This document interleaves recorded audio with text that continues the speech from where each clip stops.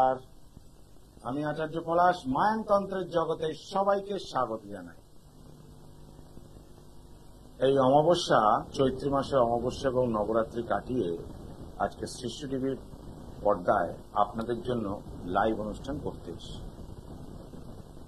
যারা ফোন করতে চাইছেন সৃষ্টি টিভির পর্দায়, দেখুন দুটি নাম্বার যাচ্ছে, সেই সরাসরি দুটি নাম্বারে ফোন করতে পারেন। দুটি বুকিং নাম্বার, কন্ট্যাক্ট নাম্বার 9836955394 এবং 9836396305।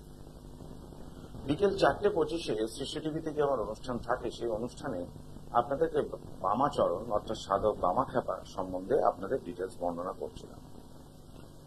যে অবধি আলোচনা ছিল তারপর থেকে আমি আজকের এই তার বাল্যকালের কাহিনী আপনাদের সামনে তুলে ধরছি। তারপর আস্তে আস্তে তার কিভাবে তিনি তারামায়ের সাধক হলেন, তার মনের মধ্যে ভক্তি থেকে কিভাবে জাগরিত হলো, সমস্ত কিছুই বর্ণনা করব। বামাচরণ অর্থাৎ বামাখ্যাপার ছোটবেলাকার নাম হচ্ছে বামাচরণ চট্টোপাধ্যায়। অর্থাৎ বামাচরণের যখন 18 বছর বয়স, তখন তার পিতা সর্বানন্দ চট্টোপাধ্যায় পরলোকে গমন করেন।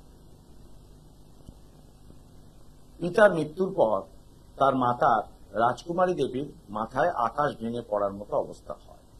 সামান্য কিছু জমি জমা এবং ক্ষেত খামার থেকে সাধারণভাবে চলত এবং সর্বানন্দ চট্টোপাধ্যায় একটি যাত্রার দল ছিল, যেটা কৃষ্ণ এবং শ্রী রামচন্দ্রের নানা রকম অভিনয় হতো। সেই যাত্রাপালায় বামাচরণও তাতে অভিনয় করতেন, তার ভাই রামচন্দ্র তাতে অভিনয় করতেন।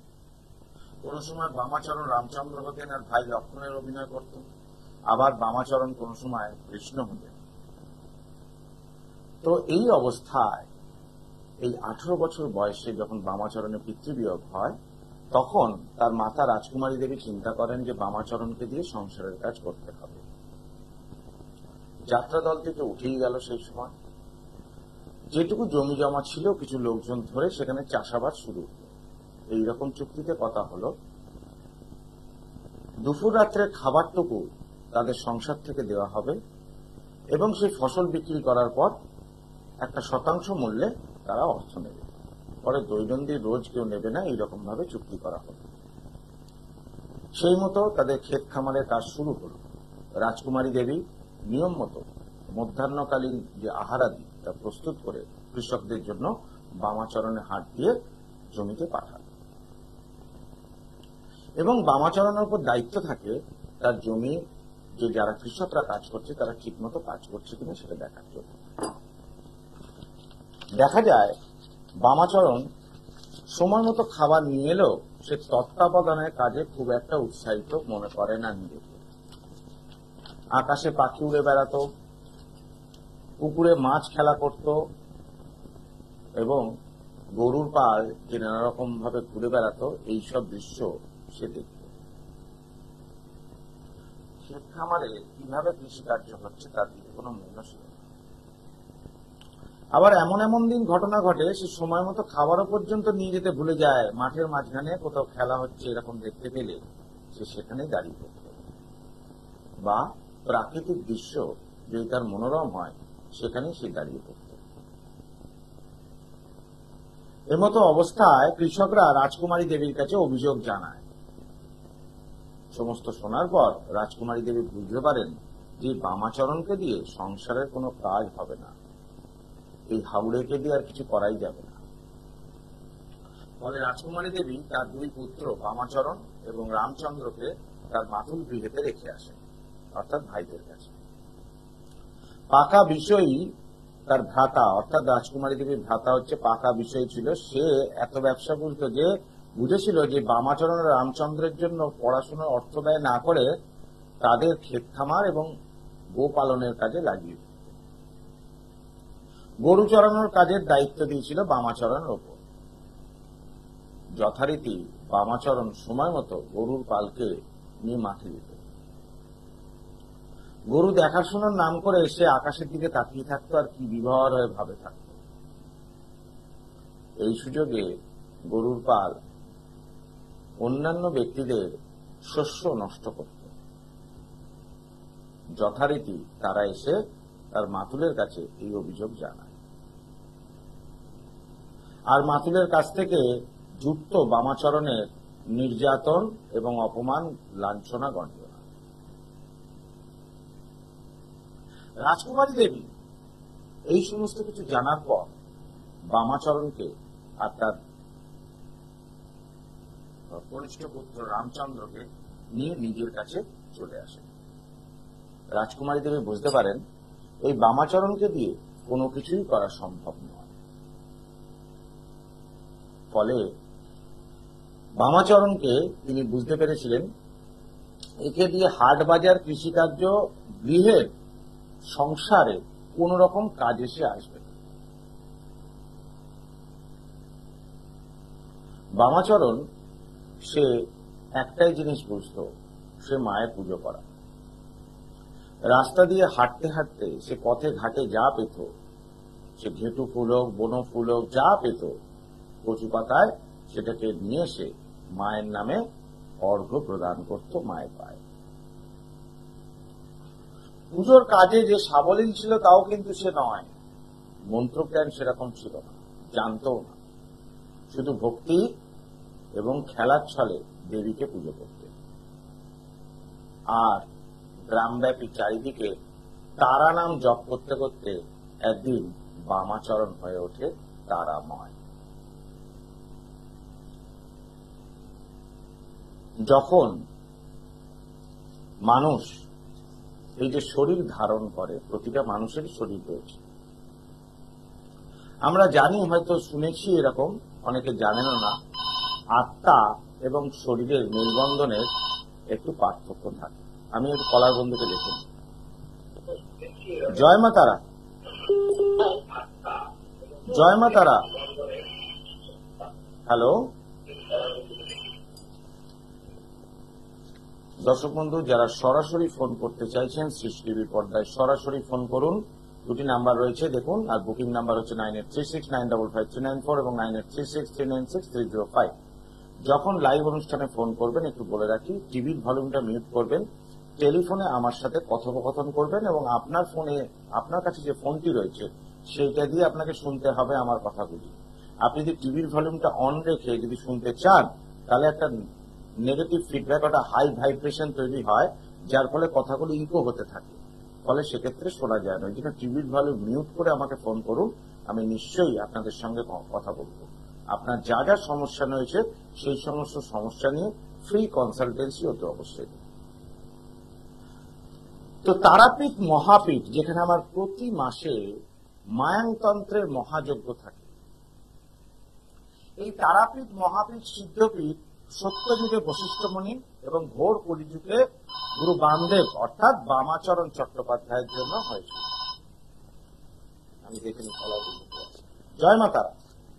হ্যালো, জয় মা তারা। বলুন, কে বলছেন? মেয়ের সম্পর্কে একটু জানতে চাই। মেয়ের সম্পর্কে জানতে চান? কি নাম মেয়ের? মেয়ের নাম চন্দ্রিমা ঘোষ। আচ্ছা, শর্মিলা ঘোষ। চন্দ্রিমা। চন্দ্রিমা, আচ্ছা চন্দ্রিমা ঘোষ। বলুন চন্দ্রিমার জন্ম তারিখ। 13/7/1999। 13/7/1999। টাইমটা বলবেন? 10। কত 10? 10 বিকেল 3:10। বিকেল 3:10। হ্যাঁ।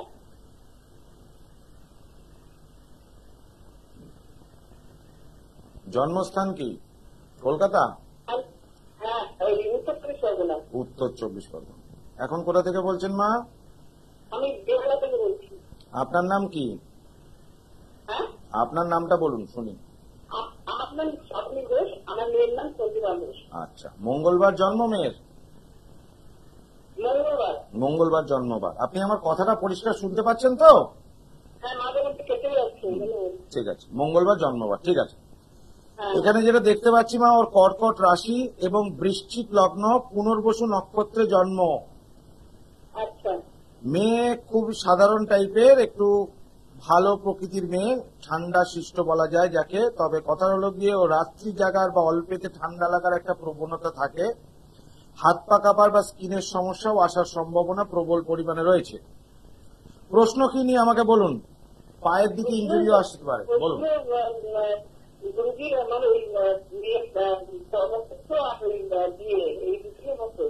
আচ্ছা, কর্মক্ষেত্র, বিয়ে। এইবার সেই প্রশ্নের উত্তর দেওয়ার আগে আমি বলে রাখি, কোন সময় আপনার মেয়ে কি অ্যাক্সিডেন্ট কিছু হয়েছিল? না। ঠিক আছে। আপনি মেয়ের রাশি লগ্ন জানেন না আজকে জানলেন প্রথম? মেয়ের রাশি লগ্ন আগে জেনেছিলাম। আচ্ছা, জেনেছিলেন। বৃশ্চিক লগ্ন, কর্কট রাশি, পুনর্বসু নক্ষত্র, ঠিক আছে তো? ঠিক আছে। এইবার আপনি প্রথমে চাকরি আর বিয়ে দুটো ক্ষেত্রে বলি। এখন বর্তমানে 1999 সালে যদি জন্ম হয়, এখন ওর বয়স দাঁড়াচ্ছে প্রায় 25 বছর বলা যায়, তাই তো? 24 প্লাস। এখন এই যে লগ্নপতি মঙ্গল দ্বাদশে অবস্থান করছে এবং তার সঙ্গে সঙ্গে রাহু, চন্দ্র, বুধ একত্রিত ভাবে জড়িত। এখন এই রাহু দশম ভাবের উপর এখানে দৃষ্টি প্রদান করাতে শুক্রযুক্ত অবস্থায় মেয়ে কি ইঞ্জিনিয়ারিং করেছে? কি করে বললাম মা ইঞ্জিনিয়ারিং করেছে? আপনি তো বলেননি, আমি হরোস্কোপ দেখে বললাম। আপনি ঠিকই বলেছেন, ইঞ্জিনিয়ারিং করেছে, তাই তো? কোর্স কমপ্লিট হয়েছে। কলকাতায় বা পশ্চিমবঙ্গে চাকরি পাওয়ার সম্ভাবনা একটু কম রয়েছে, ভালো চাকরি। উত্তর 24 পরগনার জন্ম, সুতরাং কলকাতায় চাকরির দিকে খুব একটা ভালো হবে না। কলকাতার বাইরে যদি যায়, মানে জন্মস্থান থেকে দূরে, উত্তর 24 পরগনা বা কলকাতা এরিয়া থেকে যদি বাইরে গিয়ে কোথাও চাকরি করে, সেটা দুর্গাপুরও হতে পারে বা অন্য ব্যাঙ্গালোরও হতে পারে, অন্য জায়গাতেও হতে পারে। আমি একটা এক্সাম্পল দিলাম দূরে। তাহলে সেক্ষেত্রে জীবনে একটা উন্নতি পাওয়ার সম্ভাবনা রয়েছে। ক্লিয়ার? আর কোন কোয়ারিজ এটা চাকরি সম্বন্ধে?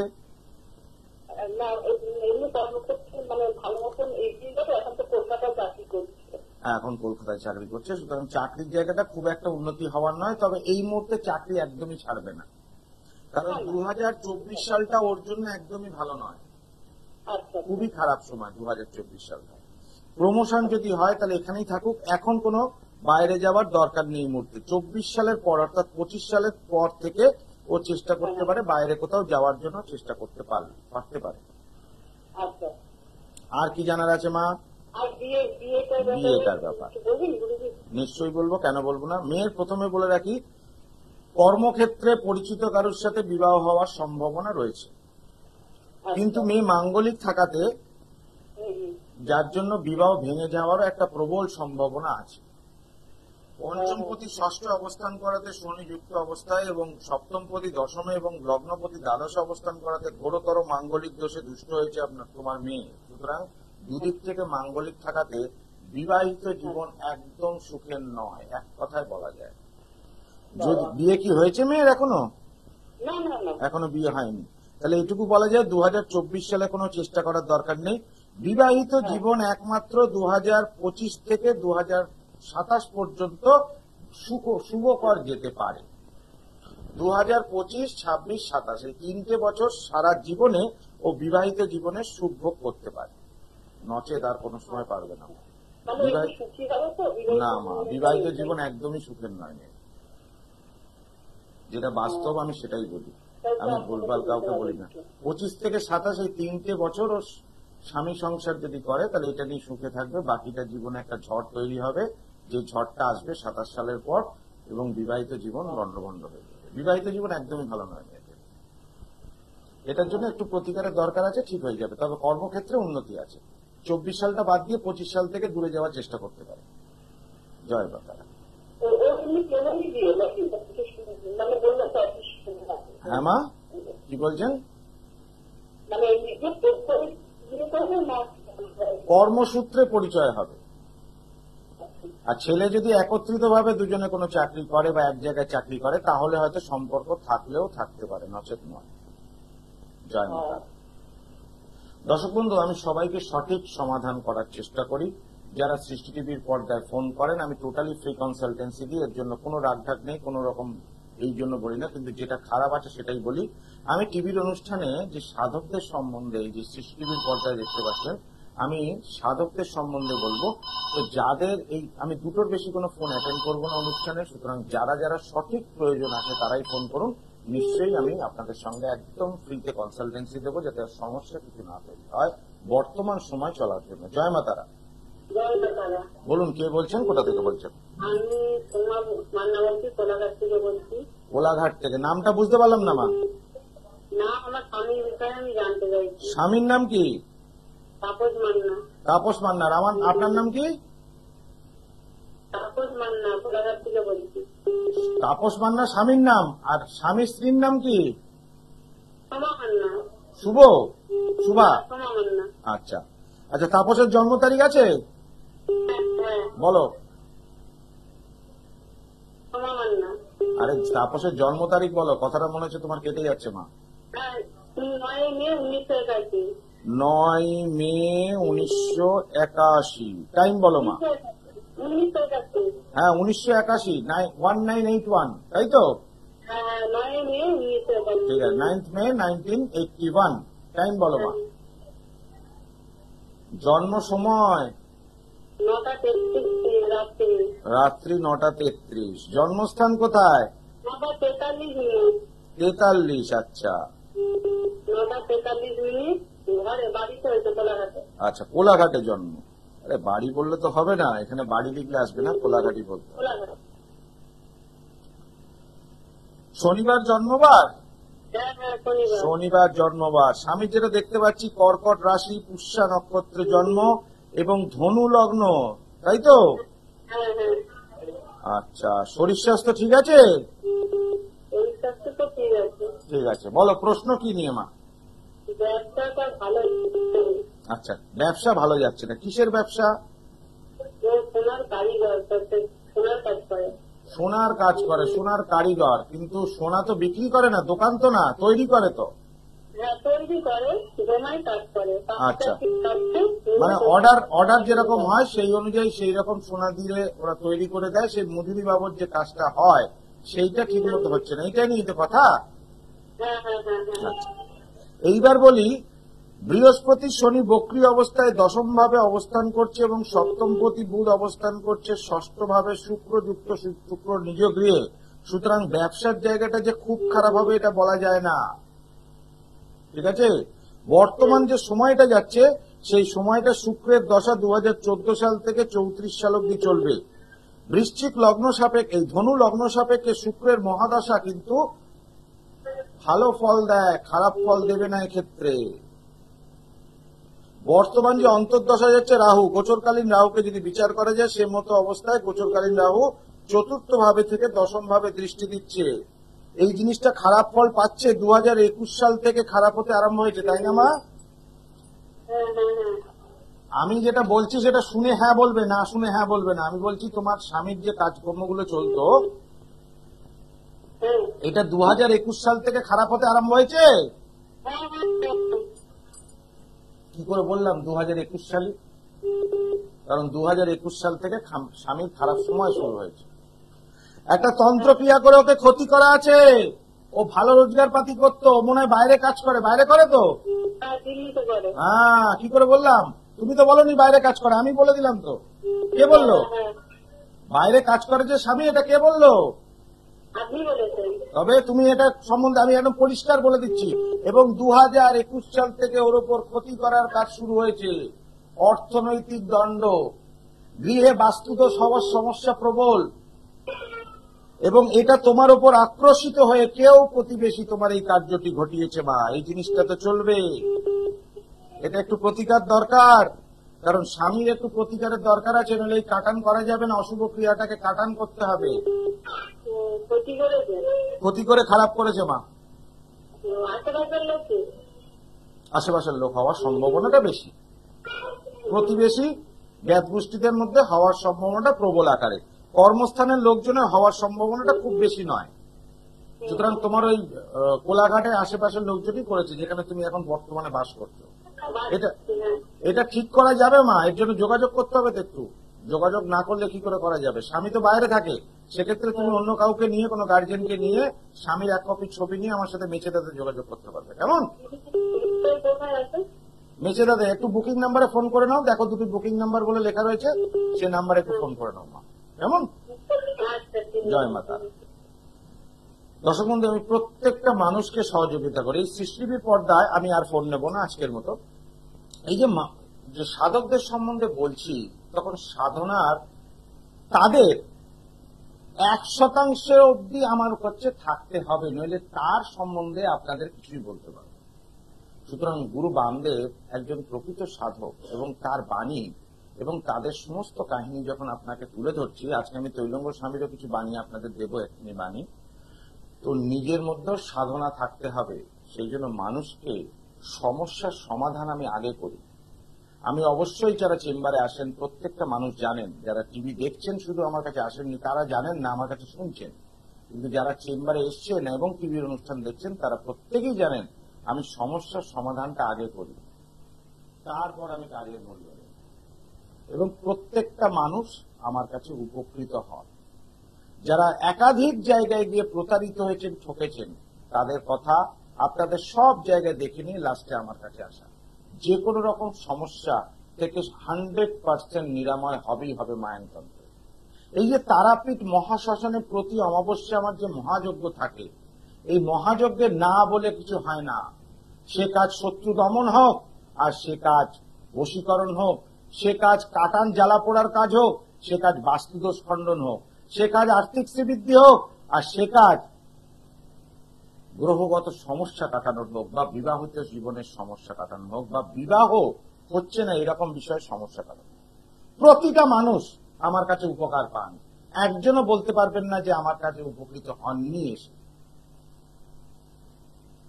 বর্তমানে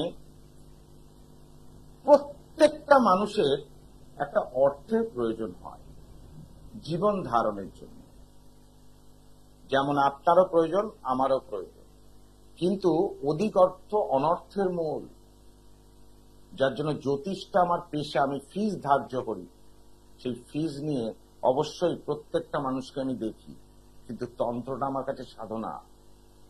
এই যে তারাপীঠ মহাশ্মশানে মহাযজ্ঞে মায়াংতন্ত্রে এক চান্সে কাজ হয় কেন? কারণ আমার বিচারটা এতখানি পারফেক্ট, নির্ভুল, যে প্রকৃতপক্ষে সঠিক বিচার করতে পারি। এবং তার সঙ্গে সঙ্গে তো মায়াংতন্ত্রের গুণাগুণ, আমার বাক সিদ্ধতা, এই জপের ফল এবং হাত যশ, যে হাত দিয়ে আমি কাজ করি, এই হাত যশের ফলে পুরোপুরি পাওয়া যায়। আজকে আপনাদের ভগবান শ্রীমৎ তৈলঙ্গ স্বামী একটি বাণী আপনাদের কাছে তুলে ধরছি। বাণীটা মন দিয়ে শুনুন, ভালো লাগবে। তৈলঙ্গ স্বামী একদিন বলেন যে দেহের খোলসটা বড়ই পুরনো হয়েছে এবং জীর্ণ হয়ে গিয়েছে, একে ত্যাগ না করলে, অর্থাৎ পরিত্যাগ না করলে আর চলছে না। শ্রীমৎ তৈলঙ্গ স্বামী বলেছেন দেহের মৃত্যু ঘটে, আত্মার নয়। অর্থাৎ তিনি নিজের আত্মাকে পরমাত্মার সাথে বিলীন যে করতে পারবেন, তখনই সেই আত্মার স্বরূপ প্রকাশ পায়। অর্থাৎ মানুষের মৃত্যুর পর তার আত্মার মৃত্যু ঘটে না, শুধুমাত্র দেহের মৃত্যু ঘটে। এই হচ্ছে তৈলঙ্গ স্বামীর কথা। তার কথা অনুযায়ী আরো কিছু আছে। তাহলে মানুষ জীবন ধারণ করেন কেন? এর একটা বাস্তবিক রূপ রয়েছে। প্রতিটা মানুষ মনুষ্য জীবন কেন পাচ্ছেন, আর কেনই বা ধারণ করছেন যদি আত্মার মৃত্যু না হয়, দেহের মৃত্যু হয়? আগামী দিনের এপিসোডে সেটা বলবো। আজকে কন্ট্রোল রুম থেকে আমাকে নির্দেশ দিচ্ছে অনুষ্ঠান শেষ করার জন্য। প্রত্যেকে ভালো থাকুন আর সুস্থ থাকুন। আর প্রতি অমাবস্যার ন্যায় এই অমাবস্যাতেও তারাপীঠ মহাশ্মশানে আমার মহাযজ্ঞ থাকবে। ওম সর্বমঙ্গল মঙ্গলে শিবে সর্বার্থ সাধিকে শরণ্যত্রম্বকে গৌরী নারায়ণী নমস্তুতে।